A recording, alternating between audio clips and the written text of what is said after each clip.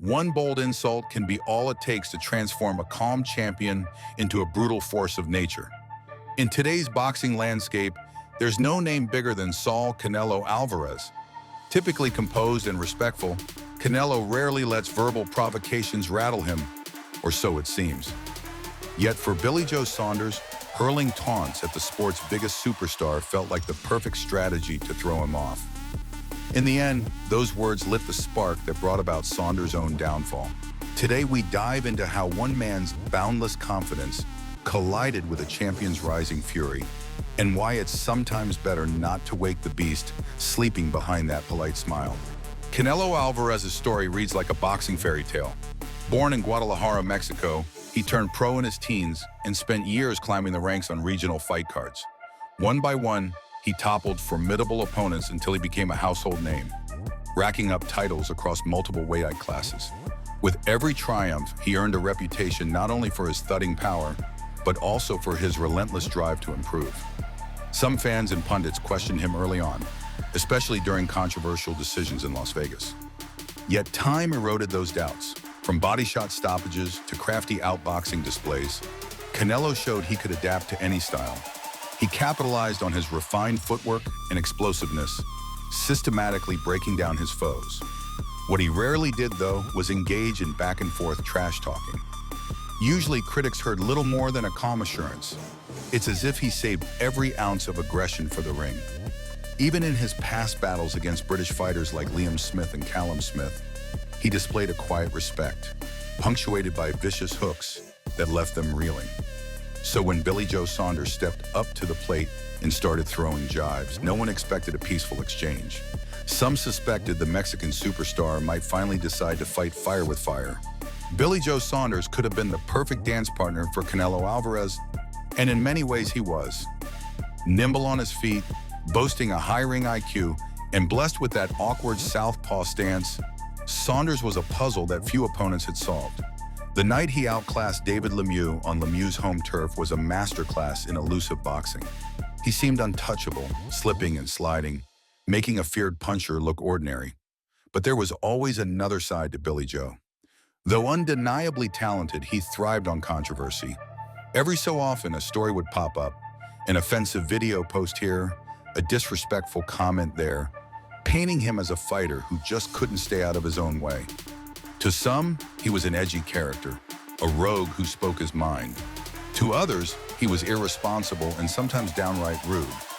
Still, the matchup between his style and Canelo's unstoppable momentum was enough to spark genuine excitement. British fans believed their man might defy expectations once more, while Canelo supporters scoffed at the idea that Saunders' movement could keep him safe.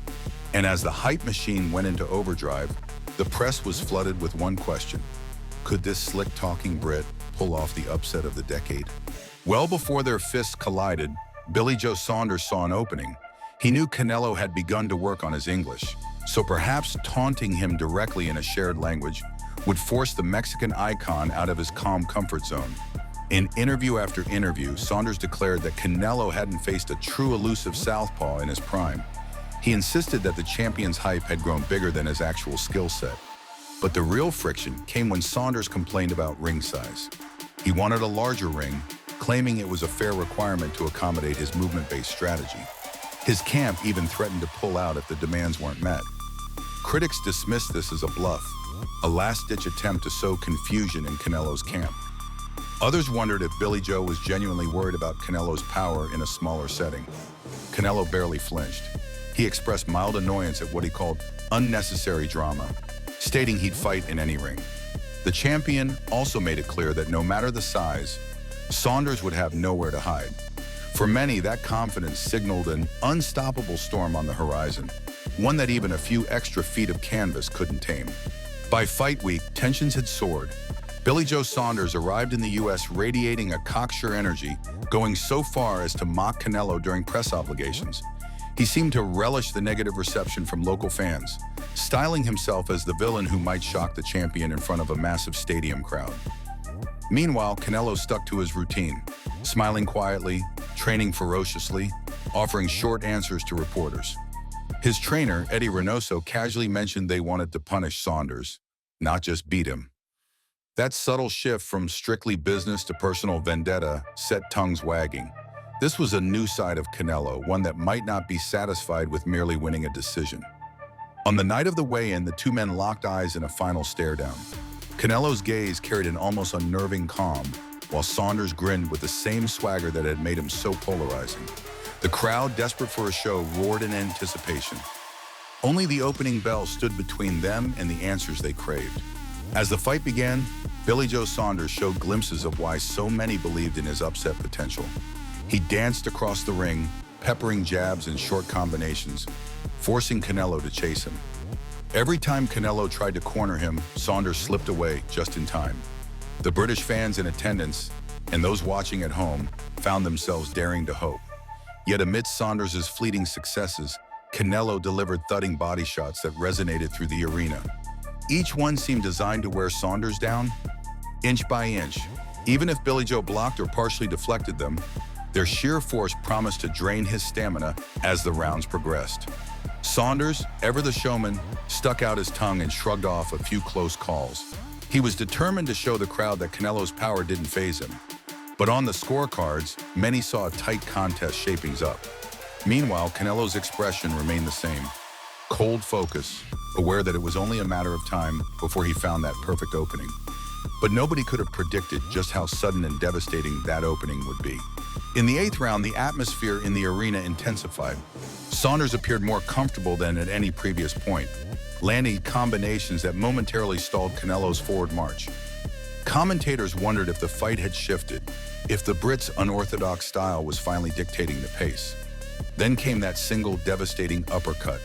Canelo timed it with pinpoint accuracy, launching it upward just as Saunders ducked forward. The impact crushed against Billy Joe's face, leaving him blinking in confusion. Ringside observers immediately recognized what had happened. His orbital bone was likely shattered. Saunders staggered back, desperately trying to keep his composure. Once the round ended, his corner took one look at the grotesque swelling around his eye and knew they had a crisis. A brief conversation later, the referee received the signal.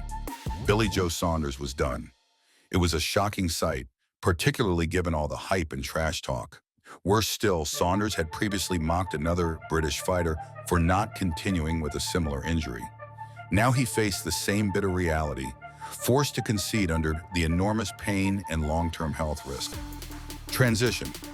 The repercussions of that decision resounded far beyond the final bell, sparking debates on both the fight and Saunders' very character. When the dust settled, Canelo celebrated as if he'd just won more than a boxing match. He'd proven a personal point. The crowd cheered in unison for a champion who'd been tested by insults and mind games, but refused to be broken mentally. While Canelo's legacy continued to flourish, Saunders vanished into an uncertain haze. Social media lit up with polarized opinions. Some fans sympathized with Saunders, pointing out how an orbital fracture can lead to permanent damage. Others highlighted his earlier comments about quitting and saw poetic justice in what had happened. Few doubted his skill, but many questioned whether Billy Joe's biggest enemy was his own behavior. Saunders would later undergo surgeries and spend time away from the spotlight. Talk of retirement surfaced, though he remained vague about his future. Without a definitive statement, fans were left to speculate. The only solid conclusion was that a mouthful of bravado had led to a brutal comeuppance and an injury that might never fully heal. Transition. As for Canelo, he left no doubt about his place atop the division, seizing another triumph to remind future challengers of the risks inherent in stirring his anger. Trash talk can be an art form in boxing, a way to hype a fight, to sell tickets, or to knock an opponent off balance.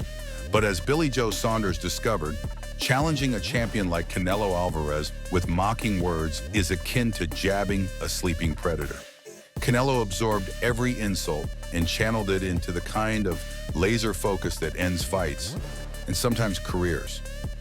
In that 8th round uppercut, we saw more than just a punch. We saw a collision of belief systems. Flamboyant self-assurance met quiet, unwavering determination. And in boxing, unwavering determination tends to win. The savage beauty of the sport leaves no room for illusions. So what does the future hold? Will another fighter step up to Canelo, mouth off, and repeat Saunders' fate? Or will the lesson finally stick? That taunting the calm champion doesn't knock him off his game. It only sharpens his will to destroy. If Billy Joe Saunders returns to the ring, he'll have to reckon with the scars of this defeat, both physical and psychological. But one thing is certain, the memory of that single punishing uppercut will linger, a testament to what happens when hubris collides with unbreakable resolve. If you enjoyed this video, don't forget to hit that subscribe button down below so you don't miss out on future content like this. And if you really liked it, give it a thumbs up. Thanks for watching.